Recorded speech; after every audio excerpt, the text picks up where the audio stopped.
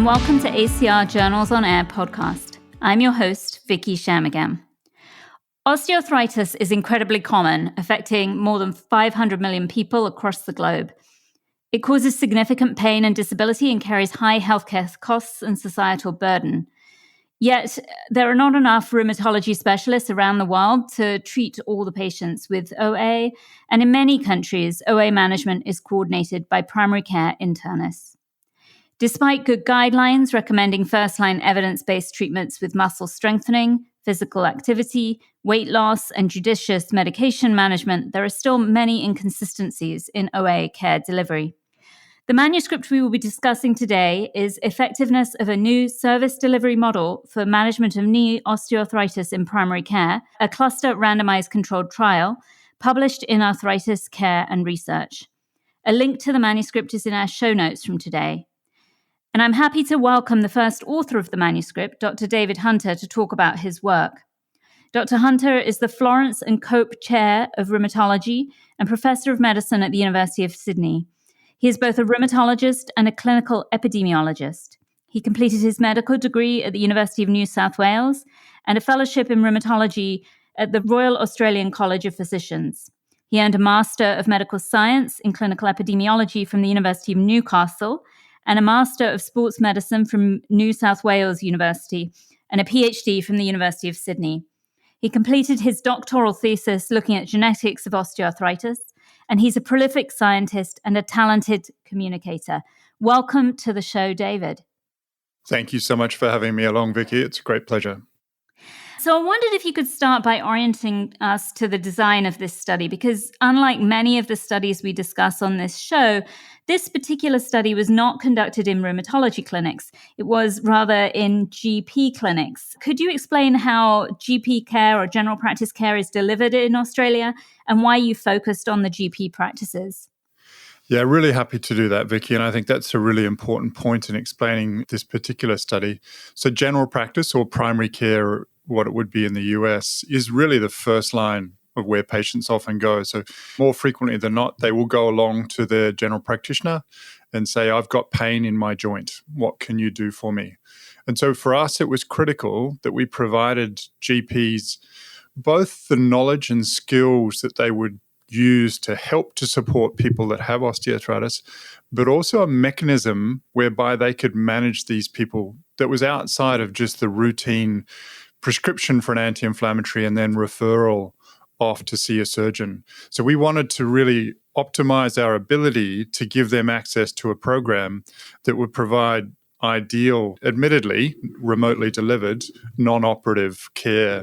And so that was the general principle. We really wanted to be in the face of the general practitioner, to provide them opportunities to engage, to become informed, and then most importantly, to provide them a mechanism that they could refer their patients to. And you didn't, in this study, randomize the individual patients. Instead, you randomized the GP practice to intervention arm versus standard of care. And all the patients in that practice then receive management according to that randomization. Could you explain to our listeners why you structured things that way? And then as a second part to that question, how you accounted for more urban practices versus more rural practices in the region that you were evaluating?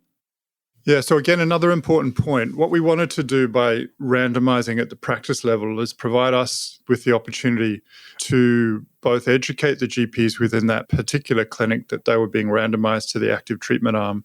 And so that was providing them some tools in the practice, some education around the delivery of osteoarthritis management, and also reduce the potential for patients who are coming into that practice to be contaminated.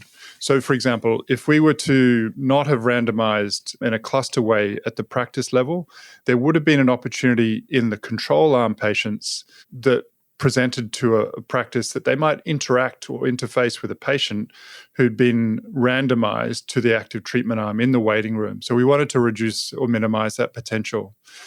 The other important point here is that obviously Australia is a large country. We have large areas of regional Australia that potentially don't necessarily have the same delivery of healthcare services as people who have those services being received in urban areas. So we wanted to ensure that we stratified our randomization according to where the practice was located, whether that be in regional or rural Australia or in urban areas. So that's one of the elements of the stratified randomization to try to ensure that there was balance between the location of practices. And just to clarify for our listeners, because we have listeners from all over the world, delivery of care in a general practice setting in Australia is somewhat determined by someone's zip code, correct? They cannot independently decide to see another GP practice outside of where they've been allocated, or could they go elsewhere if they chose to? So in general parlance, Vicky, a person can access a GP wherever they want. For the purposes of the study, we encouraged our participants to stay within the practice that they were otherwise randomized to. So for the purposes of the study, we encouraged them to stay with a GP, but in general circumstances for people who are in Australia, they don't need to stay within their zip or postcode. They can go wherever they would like to receive their care. Got it. Okay. So tell us a little bit about the intervention arm in this study. You refer to it as the partner model for optimizing primary care management of NeoA. Can you tell us what that involved? I think there were components of professional development for the GPs, some IT support, and then physical and occupational therapy support teams. Could you fill us in? Yeah. And so it is complex, and it's done in a way that was intentionally trying to improve the knowledge and skills of the GP. So at that randomization level, the GPs that were randomized to the active treatment arm were offered opportunities for online professional development. So that provided them an opportunity to update their knowledge about evidence-based osteoarthritis care management. And so that was online modules that we delivered to those GPs. And we also provided them electronic referral team opportunities so that way they could electronically refer participants to the care support team. Now, I guess the nub of the intervention here really is that remotely delivered centralized care support team. And so these are health professionals. The majority of them were physical therapists, some were occupational therapists, but ostensibly they were all trained in behavioral change management. And each participant was allocated one member of that care support team to look after them through that journey through the trial. And so they were delivering care via telehealth that involved education. They developed an action plan with the patient. So that was really around goal setting and personalizing care. The large portion of that prioritized physical activity, individually tailored muscle strengthening program, and also weight management program where appropriate. Now, depending upon a person's need, they received other interventions, and in particular, received opportunities to participate in programs related to sleep, to mood, to coping skills, and also cognitive behavioral therapy programs. So it was a multi-tailored program. It was, again, tailored towards the individual. It was personalized according to their needs and also according to their preferences, so that if they didn't want to do something, they didn't do that. But it was obviously quite holistic in terms of the management style. And as we think about sort of regionally scaling models like this, just to consider the feasibility of that, you had one care support team that was interacting with all of the patients in the study remotely. Is that correct? No in-person care by that care support team? No, that's right. So as soon as they'd seen the GP, as soon as the referral process had kicked in and they'd been sent off to the care support team, so to speak, the care support team, all of their interaction happened remotely. So we used a variety of tools, again, depending upon patient preference, but oftentimes that included mechanisms like FaceTime, potentially Zoom, email, SMS or texting, phone calls. So whatever the patient's preference was, we used that mode of communication. Ideally, and this is particularly for exercise prescription, and I think sometimes a lot of the nonverbal cues, we tried to encourage participants to interface via something that contained some video cues as well. So we tended to use quite a lot of FaceTime. Yeah. And to be clear, the control arm was just usual care. So no specific OA training for the GPs. The patients just got their typical clinical visits and the GPs just managed them according to their standard practice. Is that correct? Exactly. Yeah. And so we used some ability to try to have some attention control for the patients in the control arm. So we sent them some information related to a website that they could go to seek information. But outside of that, there was no active engagement of the controls outside of data collection. Got it. And to be clear, you designed and started recruitment for this study in 2018, so pre-COVID, and then COVID hit in early 2020, you in Australia, much like the rest of the world, was somewhat shut down for a period of time. Obviously you were ahead of the curve because you were planning this all remotely from the beginning. But tell us about the challenges you had with recruitment and retention during that time. I guess just to familiarize yourself with Australia's response to COVID, we were in many instances potentially a little bit more draconian than many other countries. So we shut our borders pretty early on, which helped us to minimize the impact. But then obviously COVID got in after a period of time, and this is early 2020, so pre-vaccination. And so a lot of big urban areas here, and I'm particularly thinking both about Melbourne and Sydney, which were the primary recruitment sites for this particular trial, they went through long periods where the whole city was shut down. And so, for example, Melbourne, I think, had an unenviable record that at one point in time they'd been shut down or locked in for somewhere in the order of about 210 days. And when I say lockdown, they weren't allowed to leave a circumference of about 5 kilometers from their house. So, they had to basically stay within a 5 kilometer radius. For many periods of time, they weren't even allowed to leave a 1 kilometer radius. And so the impact that had for our study, you might think would be negligible, but the reality is, unfortunately, for participants to go along to see their GPs, to be recruited into the trial, they often had to travel a reasonable distance. And that, while we tried to shift some of the GP visits to telehealth, many participants just didn't go along and see their GP. So recruitment obviously slowed down dramatically. For the remotely delivered elements of the program, which was obviously the care support team, it was magical. So obviously that's all remotely delivered. It shouldn't be impacted by COVID. Understandably, a lot of participants were anxious or stressed during those lockdown periods, and that may have influenced care, but it shouldn't have done so in a differential way between either the control or active treatment group. So it did have an impact. It had a big impact on recruitment, but potentially not so much on the way we delivered care.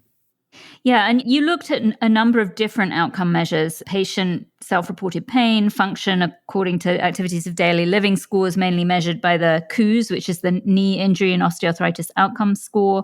I think you looked at a couple of different factors from the patient, including weight and BMI, some quality of life scores, sleep, fatigue, and satisfaction with their treatment. And then you also analyzed some healthcare costs, I think prescription and medical costs. Tell us what you found in the treatment compared to the control arm. Yeah, so this is obviously critically important to the understanding of the study. The primary outcomes were pain and function at 12 months. And so at 12 months, we'd improved pain in the active treatment group compared to the control by 0.8 out of a 10-unit NRS scale. And that was statistically significant, but based upon that particular metric, probably not reaching quite the clinically meaningful threshold.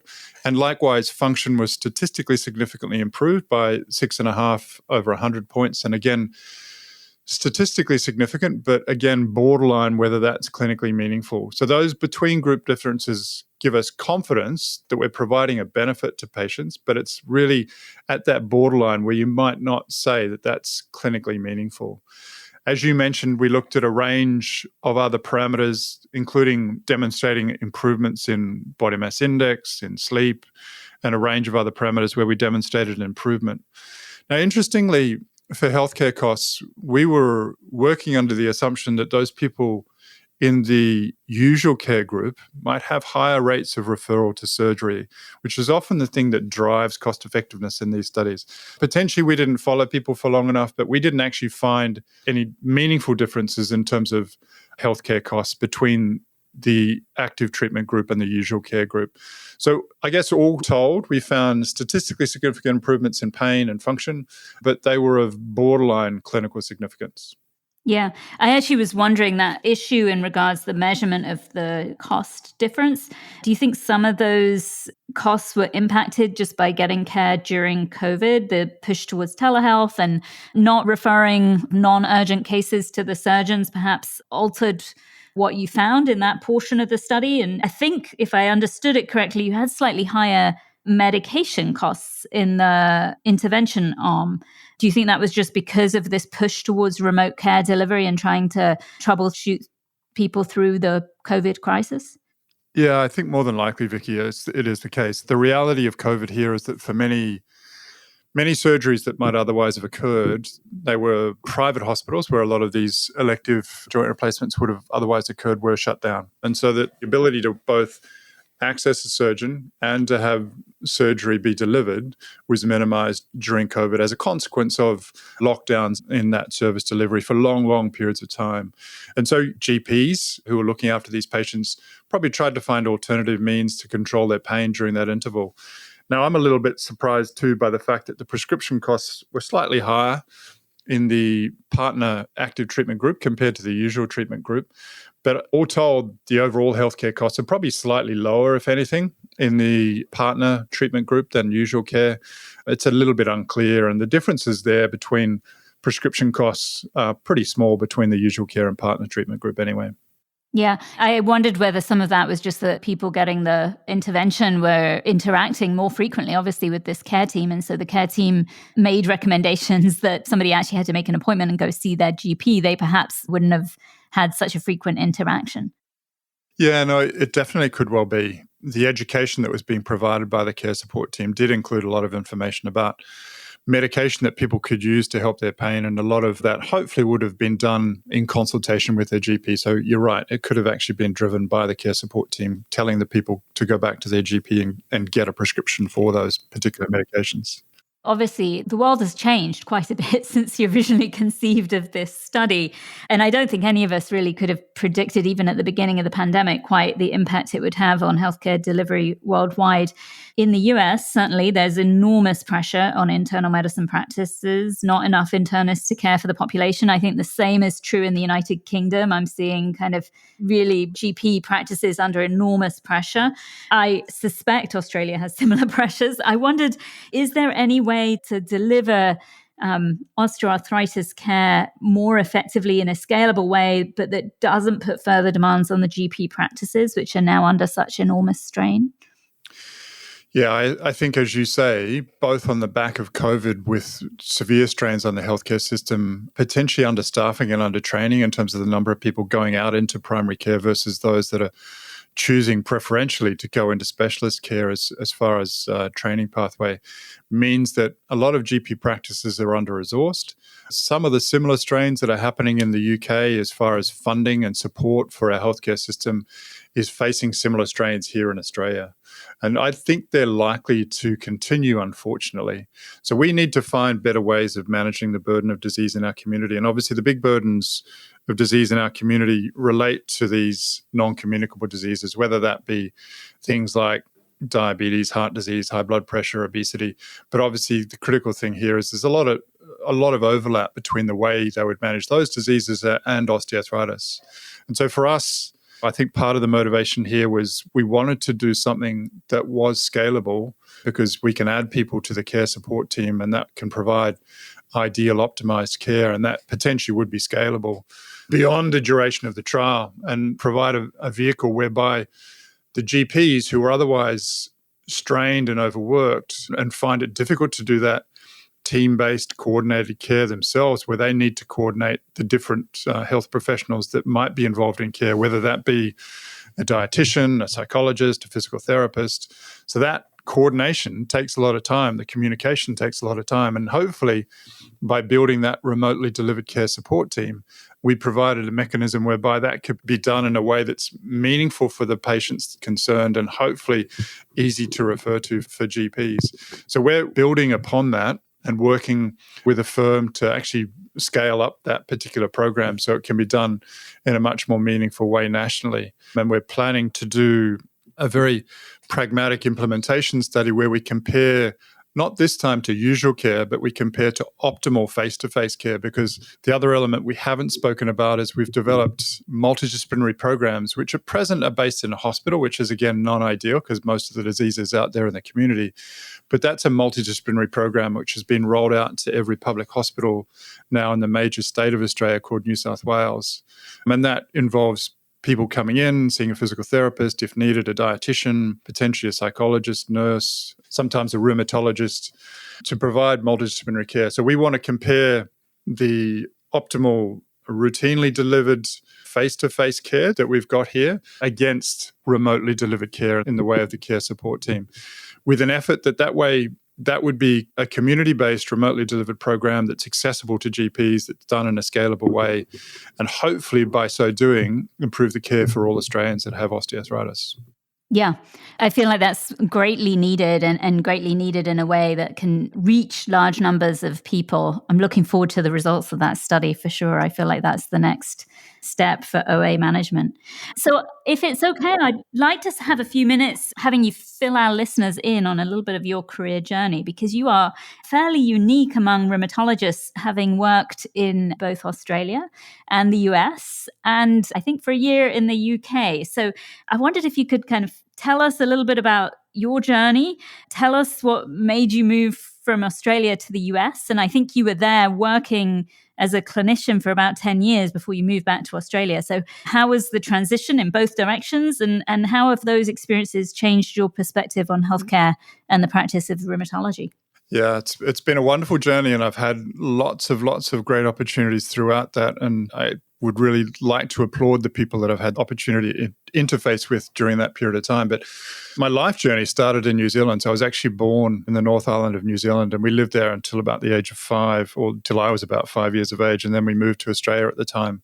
I went through all of my school education in Australia, my university education here, and then did my specialist training in rheumatology in Australia as well. So I was trained as a rheumatologist, and then I began my PhD. And at least for one of the years of my PhD, I did that in the UK, as you mentioned, in London at St Thomas's Hospital with Tim Spector. And it was, a wonderful experience where I had both the opportunity to do research, but also I did some clinical practice there. So I learned a little bit about the NHS and the way the healthcare is delivered in the UK. We then returned to Australia for a couple of years just so I could finish off the PhD. And at that point in time, when I finished the PhD, I had the good fortune to be staying where I was at Royal North Shore Hospital in Sydney as a rheumatologist. Alternatively, there was some interest from folks in the UK for me to go back there, but another prospective opportunity for me to go to Boston to work with the clinical epidemiology group at the Boston University School of Medicine. And it was a wonderful experience. And I stayed there for close to 10 years, working both predominantly in a research and teaching setting, but also working clinically as a rheumatologist at Boston University Medical Center.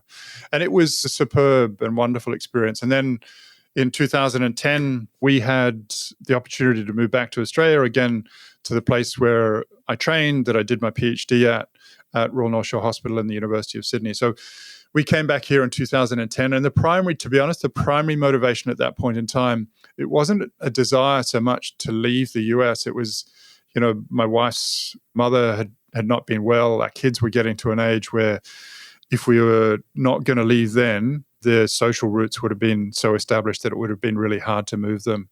And so we've got 3 kids by that point. All of them had spent most of their life in the US, and our last little Hannah had actually been born in the US. So we've got strong connections to the US. So all of what I'm about to say, please take with a grain of salt. I loved all my time in the US, but I have absolutely no reservations about having moved back to Australia. It's been a wonderful experience, both for me professionally, but also for the family, having had the opportunity to spend more time with their immediate relatives, and also to grow up in Australia and a lifestyle that's pretty hard to surpass. And we've been incredibly fortunate here. And so I think part of your question is just reflecting a little bit on the differences in the healthcare system and my experience between those two. And so, if I look at the way healthcare is delivered here, and I'm doing this in a way, hopefully, that it'll be revealing and insightful for the way healthcare is delivered. So about 30% of Australians have private health insurance. So similar to what the vast majority of Americans do. It's paid for, at least in Australia, by the individuals concerned. But the vast majority of people do not have private healthcare insurance, and their healthcare is supported by the government through a program called Medicare.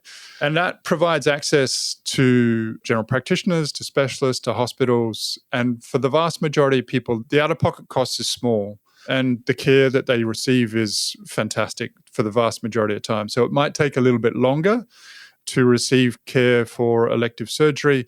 But outside of that, the vast majority of care that's being delivered for people who don't have private health insurance here is absolutely world-class. And if I were to get sick, the first place I would go to is a public hospital. Now, I'd provide clinical services both in the public setting and the private setting, but my preference, honestly, is to work in the public setting, primarily because I know that the patient care that I'm affording people there is world-class, that I work in that multidisciplinary environment that I described before, and that the care that patients are receiving is, again, world-class and optimal. If I compare that to the experience that I had in the US and the way healthcare is being delivered in the US, we have obviously here a clear safety net so that everybody here can access care. And there are really no limitations to that. And again, minimal costs associated with healthcare, which is a marked contrast to the vast majority of people who are uninsured in the US, where obviously they struggle to pay their healthcare costs.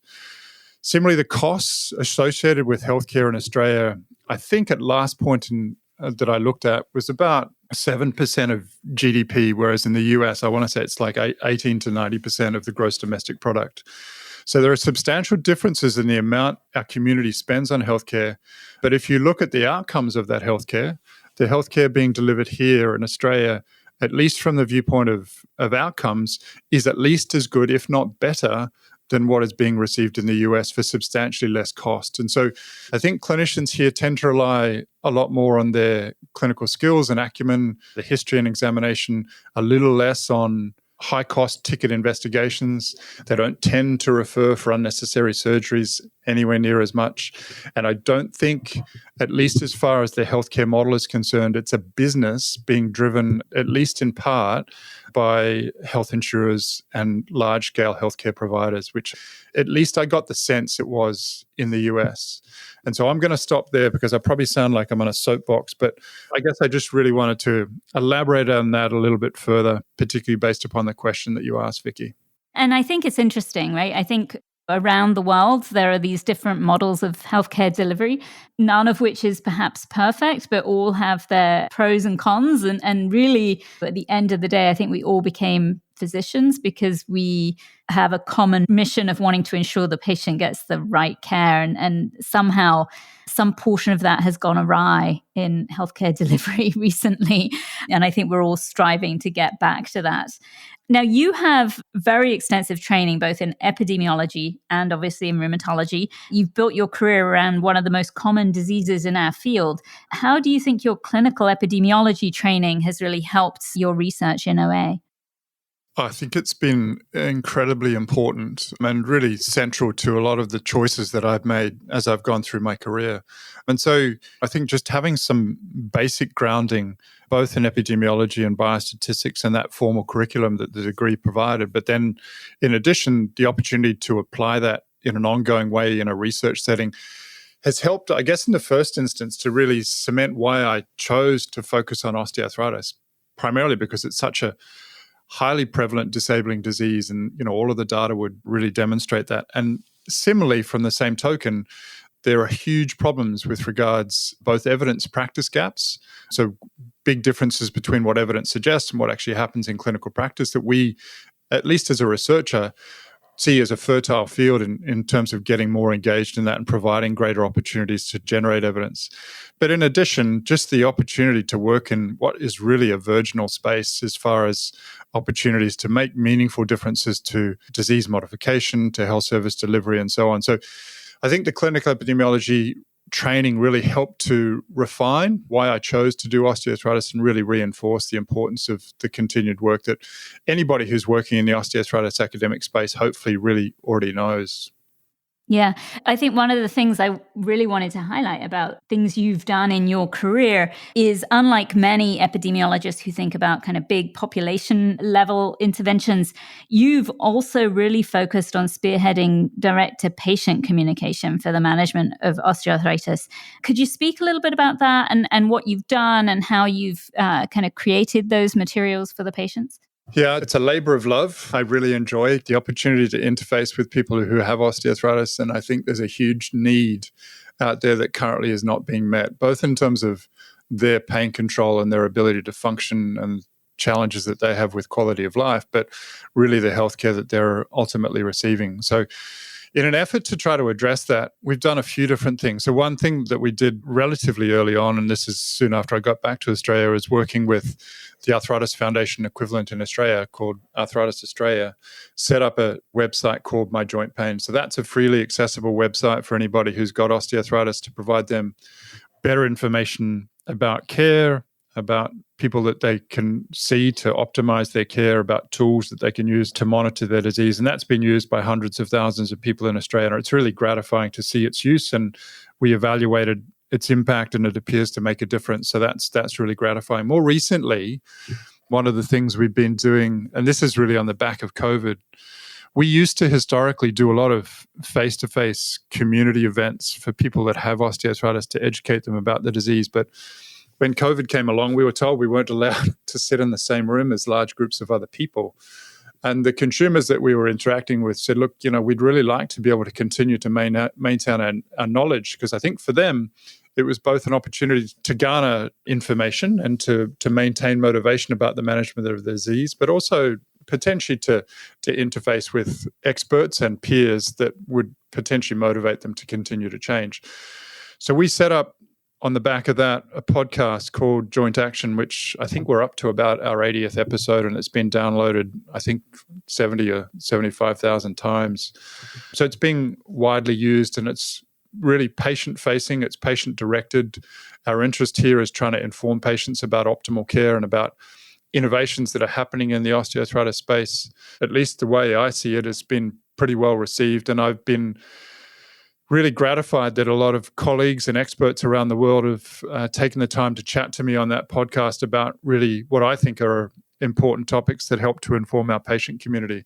And so that's something that we're hoping to continue to do, to expand, because, as much as I love interfacing with other healthcare professionals, GPs included, I think another important element here that we've got to really grapple with and do better is getting the information to the people who actually have this disease. And podcasting, as you've probably found with this, is a great way to reach the community and hopefully inform them better about what they can do about the disease. Yeah, no, I think it's fabulous. I think the example you've set in the field of osteoarthritis could, I think, probably be expanded to many of our rheumatic diseases. But I think it's been really interesting watching what you've done and how you've kind of built things together. David, I really wanted to thank you for joining us today. It's been a pleasure having you on the show and hearing your very unique perspectives. Thank you for taking the time. Well, thanks for chatting to me, Vicky, and really appreciate the opportunity to speak to your listeners. Great. So I want to close this episode also by thanking our internal medicine colleagues. They are often the gatekeepers for care for rheumatology patients, but obviously are crucial for keeping people living well with arthritis and other rheumatic diseases. I know they're under strain, and thank you for everything that you do. Thank you all for listening to this podcast. ACR Journals on Air is a production of the American College of Rheumatology. Please follow at ACR Room on social media and rate and subscribe to our podcast at acrjournalsonair.org or wherever you get your podcasts.